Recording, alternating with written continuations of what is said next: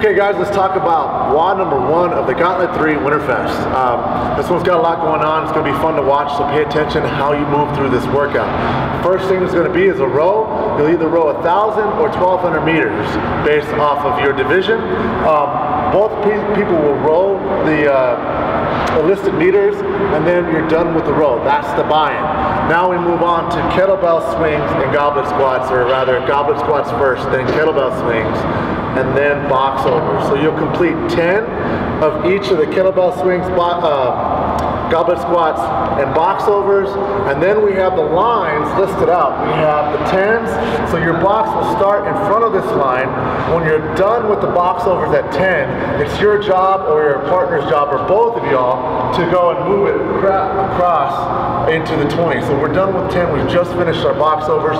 We can move it when we're done, we move it over across, completely across the line to start our 20s. Then we have to go back. The kettlebell stays where it's at. Kettlebell will stay where it's at and do goblet squats and kettlebell swings. Okay, and then once we're done, we got to move over to the box, hit the 20s. When we're done with the 20s, we move it to the 30s. So you guys got to get the idea. But always the kettlebell stays where it's at. Cool. So we got 10s, 20s, 30s, and 40s. And let's go ahead and talk about the standards of all the movements. On the row machine, basically what we want is the handle starts in the stirrup and the handle finishes in the stirrup. So if John's rowing, handle has to start in the stirrup. You guys can start on the rower. He's going to get going. When he's done pulling, he's going to put the stirrup back in and then switch out. If the stirrup does not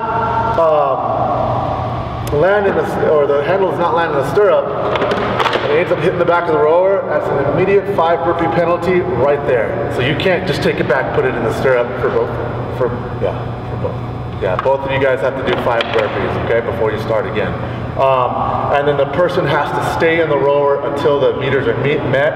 You can't pull one last time, start to get out of it before the 1,200 or 1,000 meters are met. Let's talk about the goblet squats, John. So on the goblet squats, as long as the kettlebell is above the chest, at the chest or above the chest, you can hold it any way you want. You can hold it by the horns, you can hold it underneath, however you want to grab the kettlebell. As long as it's above the chest, we're good to go, okay? He's going to squat, as long as, just like in a normal squat, guys, as long as his hip crease is above or below knee, we're good to go, all right? And the hips are extended at the end. Where you're going to see a lot of misses is no hips extension. That would be considered a no rep. All right, make sure the hip is fully locked out. Knees and hip are fully locked out. If you have questions, make sure to ask your judge before. You can pass the kettlebell however you want. Remember, you're sharing these reps, so he can do all of them, or we can share the reps. You can pass it however you'd like. Okay, and then kettlebell swings.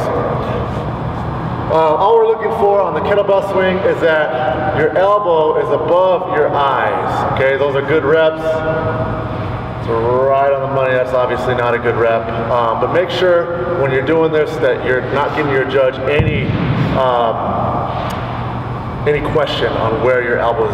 Give it good past the eyes. Make sure your elbows are past the eyeballs. Okay, so then we move on to the box overs. A box over is not necessarily a box jump.